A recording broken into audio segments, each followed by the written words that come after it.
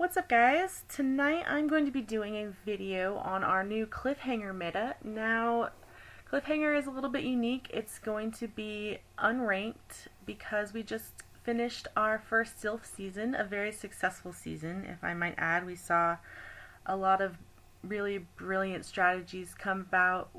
Recently saw the Ultimate Showdowns, and I really can't thank the competitors, the commentators, the supporters, really everybody involved, because I think PvP is probably the best thing to ever happen to Pokemon Go. So anyway, with that, we are currently in the off season right now, which leaves us in a place where we can have a little fun. And so Go Stadium has got us this Cliffhanger meta. Now, it's a little bit different because it's a tier system. It's not necessarily based on just types, as a lot of the other cups were limited to different types, which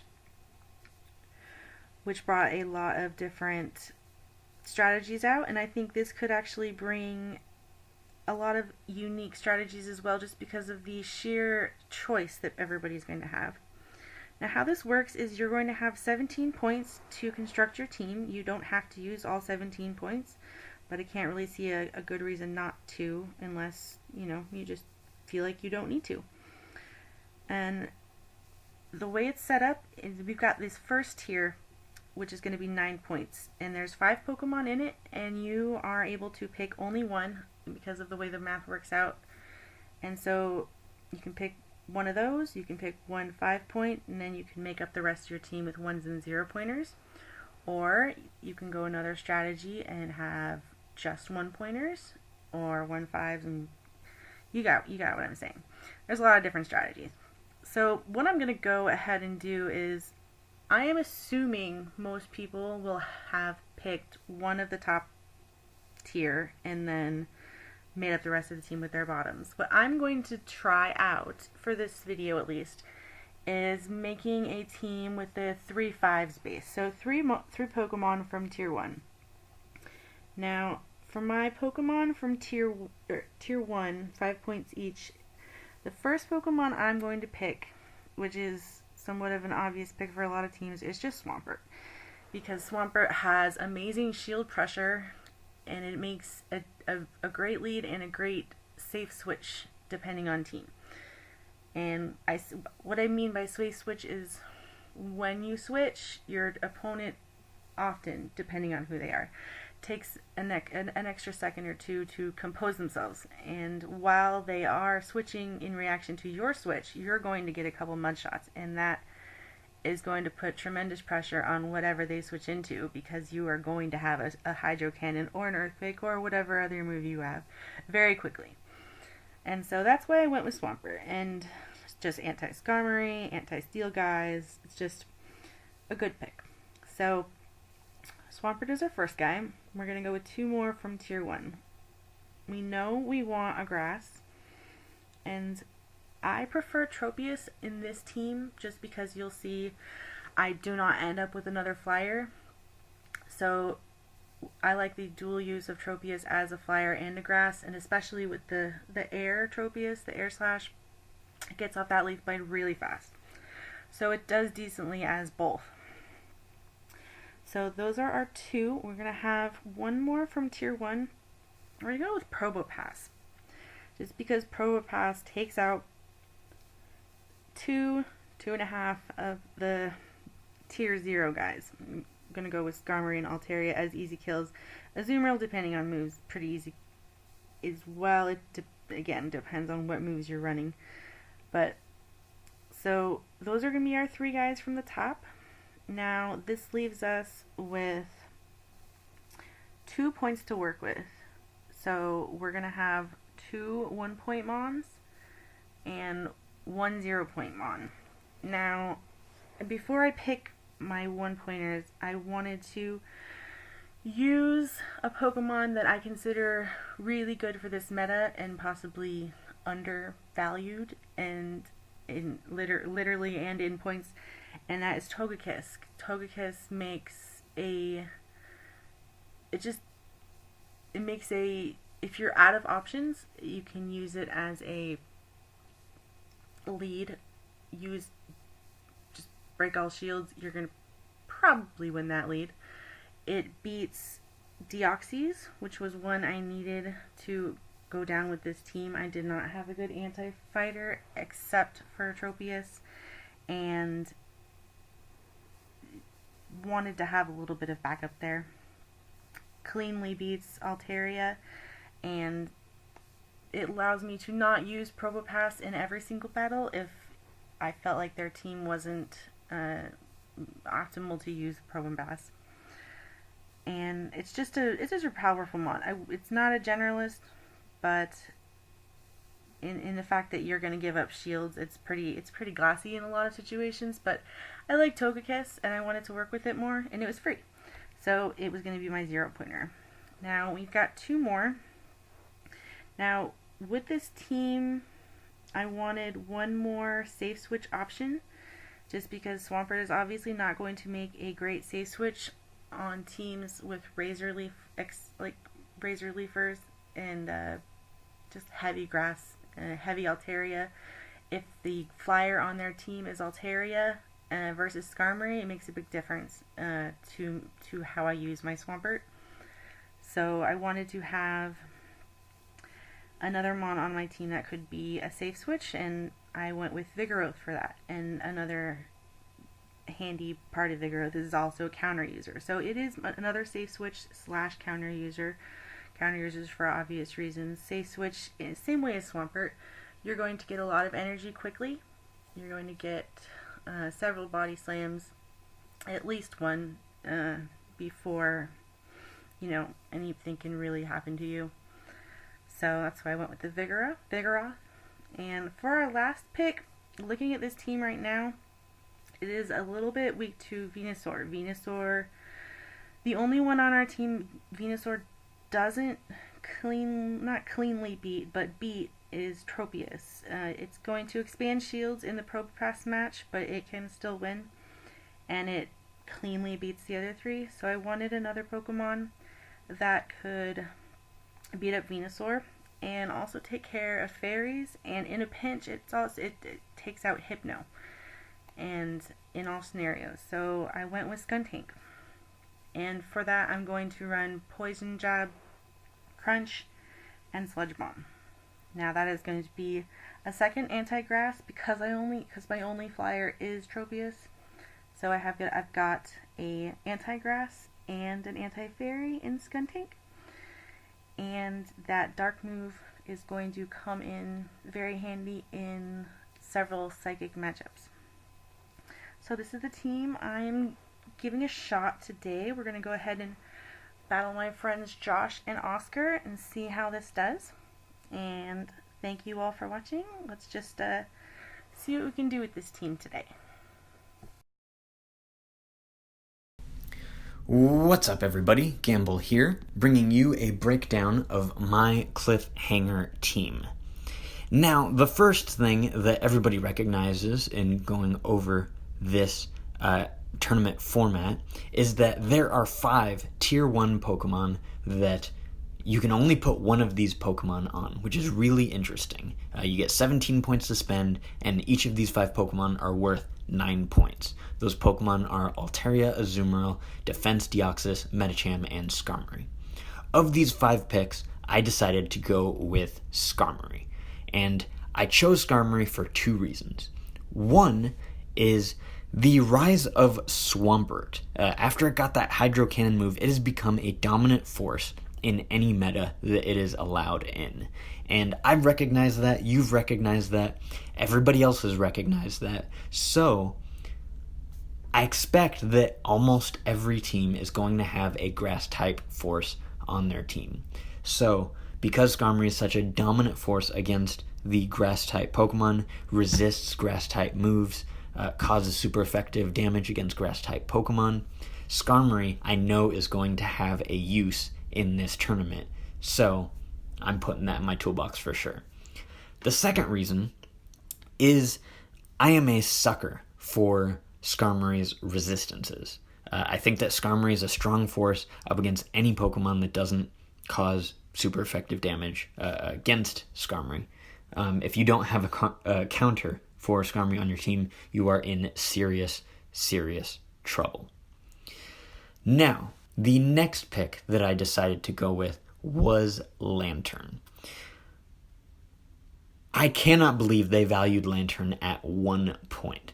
That is such an economical pick. I think the most economical pick in this cup. Lantern at 1 point is a steal. It offers that counter damage against Skarmory. It's your driving force against Skarmory. And it offers a wide variety of utility against other Pokemon in the meta.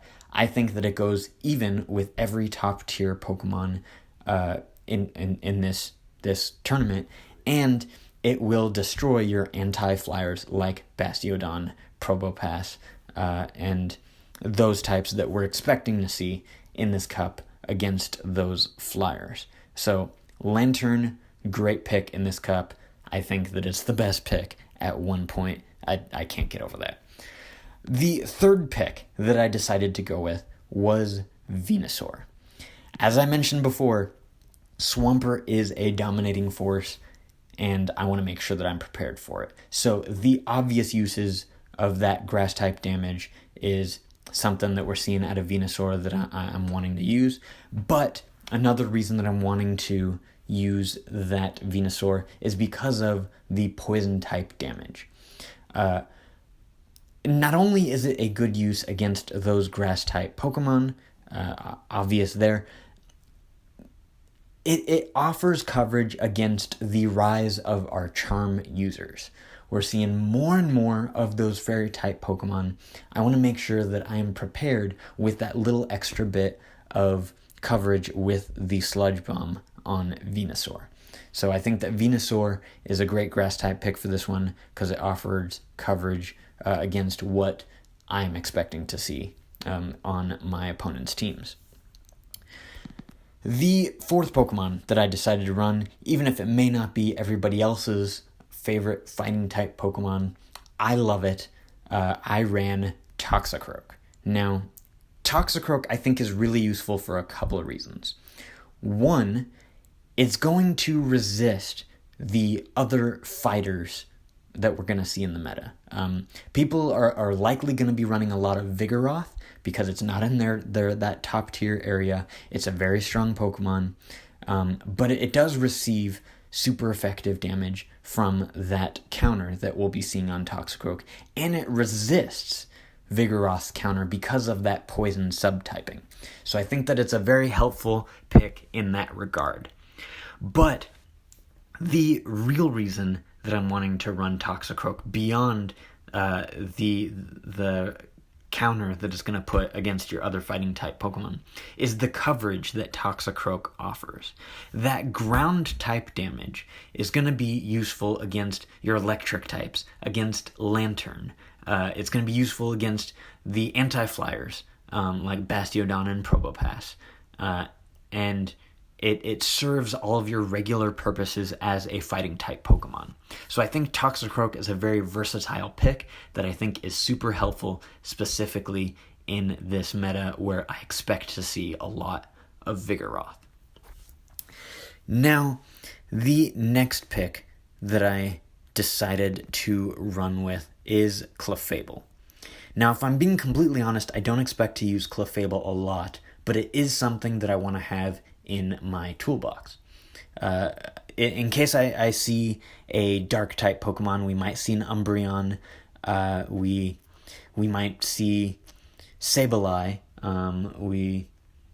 It offers that coverage against those anti-fighters that we have been seeing come up. So I think Clefable is a good Pokemon to have in the toolbox. And on top of that, it offers good coverage against your Dragon-type Pokemon. It'll take down Altaria with that Charm. It offers good coverage against your Fighting-type Pokemon. It will take down the Medicham. I think it'll go down against Toxicroak as long as they don't land that Sludge Bomb. So I think that Clefable is a good economical pick just to have it in your toolbox. I don't expect to use it that much, but it's there in case I need it. Now, If you're looking at my first 5 Pokemon, you'll notice 2 things. One, you will notice that I'm out of points. I don't have any other points to spend. I can't get into any of those other Pokemon that are very popular and relevant in most of the metas. Everybody's favorite picks. I can't run Haunter. I can't run Sableye. I can't run anything that I might be able to use that people have been wanting to use. So I'm in a bit of trouble here. The next thing that you might notice about my team, I have nothing to deal with the psychic types. Not only do I have nothing to deal with it, but I am weak against those psychic types. Everything that I have is going to take neutral or super effective damage against a confusion user or any other psychic type that I might come up against. That is trouble. And if I have 0 points to spend, what the heck am I going to do? What I decided to run with was, in order to get into those 0 point picks, in order to make use of what I had, I decided to run with Spiritomb. Spiritomb, I think, is going to offer me that coverage against the psychic type moves, against the psychic type Pokemon that we might see run up around here. It's the only answer that I would be able to have against a defense form Deoxys. Only thing that I would be able to run against a Hypno. Anything else that has that psychic subtyping. This Spiritomb is going to save my butt whenever I have a psychic type on the other opponent's team. So Spiritomb, I think, is going to offer me that coverage. I can hit neutral damage with any of those ghost type charge moves that we have, and at 0 points, it's I think the only option that I have left. So that's gonna bring my team together, offer me that coverage where I am weak, and for free, might I add. So that is my Cliffhanger team. Thank you so much for watching for the battles, and y'all have an amazing tournament experience. Good luck out there.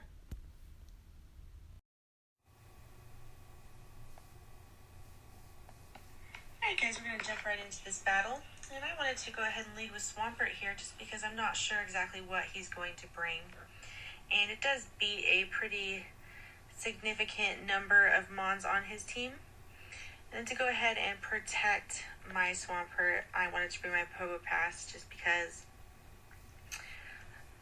he has that Skarmory, and it can beat that Skarmory, and it can do a pretty good job against his Venusaur. It will have to use 2 shields, but we've got the Skarmory, the Venusaur, the Clefable match, and wanted a little bit of good cover. And just because I do expect to see that Lantern, I'm going to go ahead and bring my Tropius as well. So we'll go ahead and try this out as our first trio for Josh's team.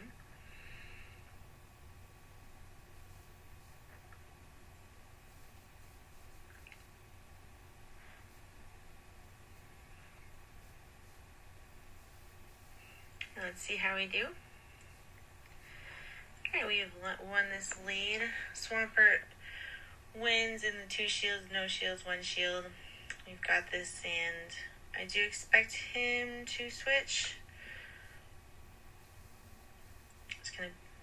He's gonna build up a little bit of energy first. Let's see. Swampert is pretty glassy, so I do need to use my shields. But I will get the Hydro Cannon before he gets the mud bomb. Let's just go ahead and throw that, because it would one-shot him at this point. And there it is right there. Alright, now we're left trying to get this Earthquake, and we just got it.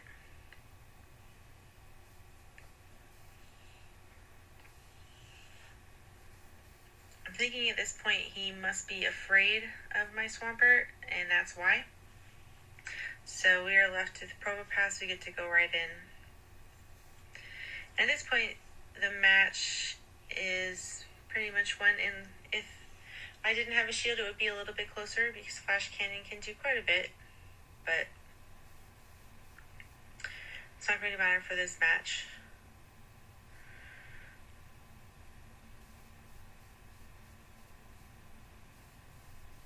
So at this point, I don't actually need to use a shield,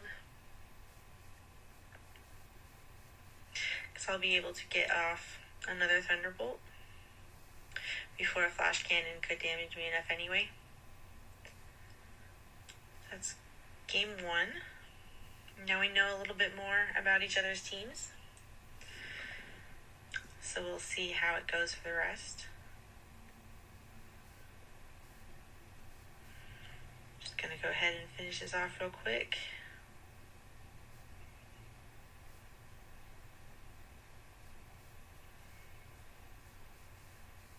Alright, good game. So, attention to who we saw doesn't necessarily mean he's going to bring them again. But let's see. I'm going to go ahead and go with it again. Sometimes I go fast to get CMP, but I was already planning on going with that lead again. I want to stress test all the different leads. And there's just so many different Cliffhanger teams to face. I felt like this was still my best option.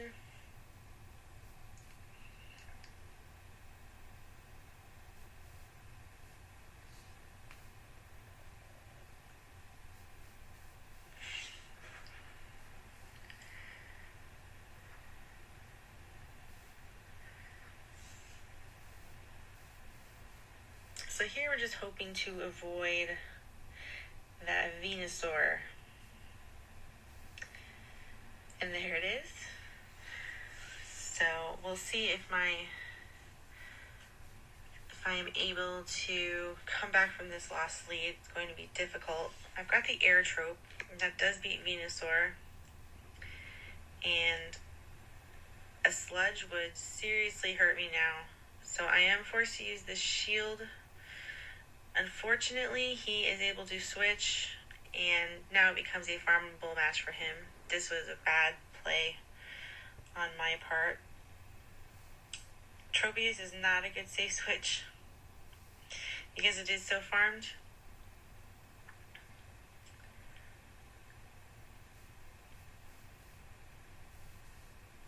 A lot of times in these situations, this is a little bit of a quick picked trio that relied on winning the lead. A lot of times in these situations, if I am faced with a choice to go in with 2 Mons when I need to switch, when it's forced, like Swampert into Venusaur, and I need to pick a different Mon, I can go in with one that hard wins and one that soft wins. Sometimes I'll go in with often I'll go in with one that soft wins.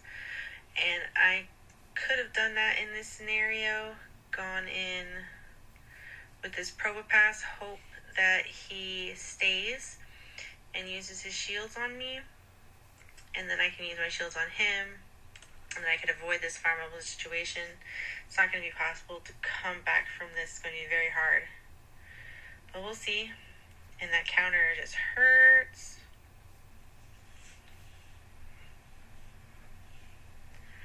So that was my mistake, not having a plan for a non-farmable switch.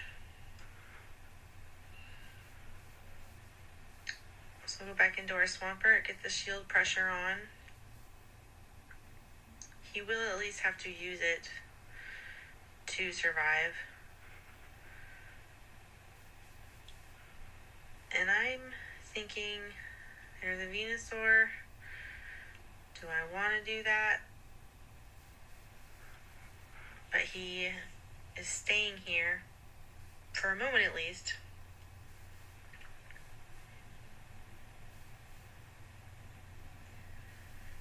able to KO the Toxicroak, but now we are stuck with our Venusaur. Get out as soon as possible, but unfortunately there just was not enough life left on this Tropius. Air Trope and all, if I would have had a move waiting, it would have helped, but he does have a shield, so the match was lost. And GG on that one. GG.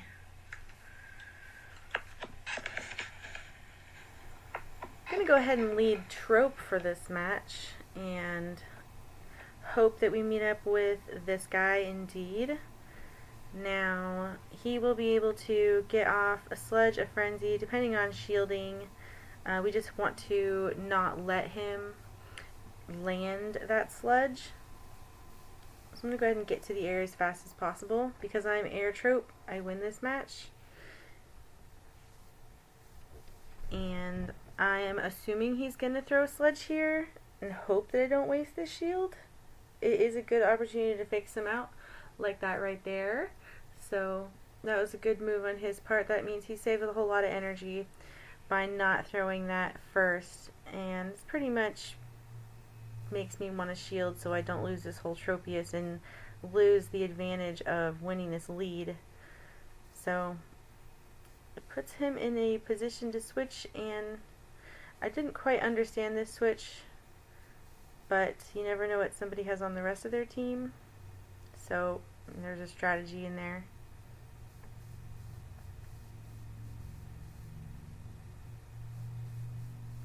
I kind of hope he does block, because then he'll be down both shields and I'll still win this match.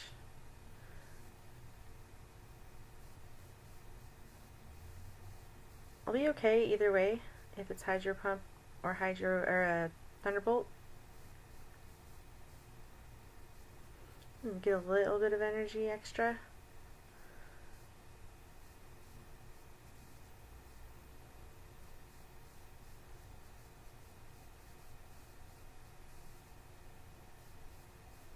Alright, let's see what else he comes in with. Back to the Venusaur and trying to land something here before he gets to his move. Not sure if this was the right move. Maybe I should have gone for... No, that was fine. That air really cuts hard right in the beginning. And that's what he was trying to avoid by putting in that lantern earlier. So fortunately we still have our Swampert here.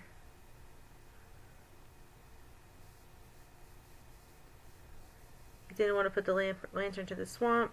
Don't want to put the Toxicroak to the Tropius. It's a tough choice.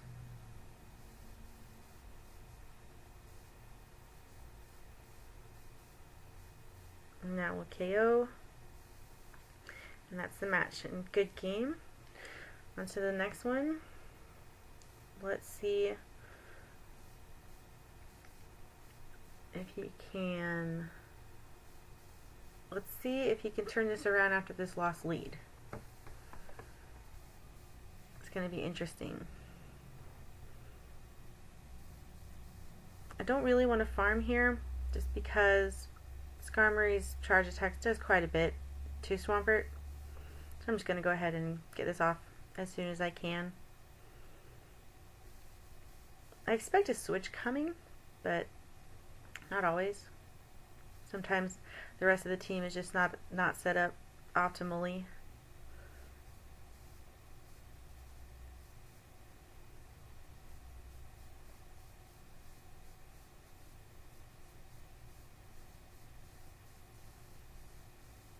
Gonna let that one through. There's the switch. And here's my error. I definitely should have gone in with Probopass. Probopass would have been fine. It would have used a shield, would have gotten off a Rock Slide after using Venusaur's other shield. Here I was forced to block what I thought was Sludge Bomb, and it wasn't, so it made it even worse that I could do nothing about this second one. And it's going to be a KO. So that was definitely a critical error on my part, misclicking the switch in there. And here we are at the end, but it probably too little too late because he does have a shield.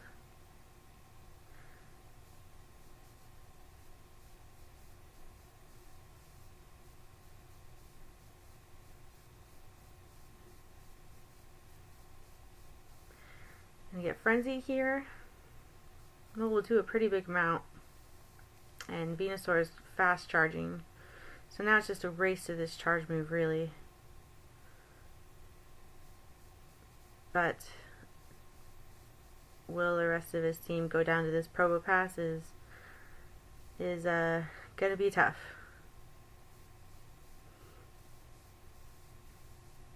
Nope.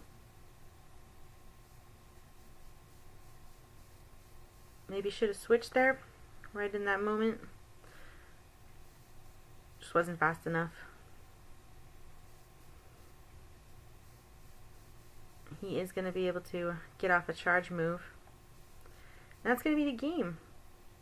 Those were some really good games, and I really appreciated the team breakdown. Didn't get a chance to get to the rest of the battles with Oscar tonight, but I'm going to use that in a future video. And I just really appreciate you guys, and I think this meta is really fun because it's definitely a test of just team building and dealing with everybody else's choices and building your team, choosing your points. And I really look forward to learning more from it and learning with you guys. And I appreciate you guys watching, and thank you so much. I will see you guys next time.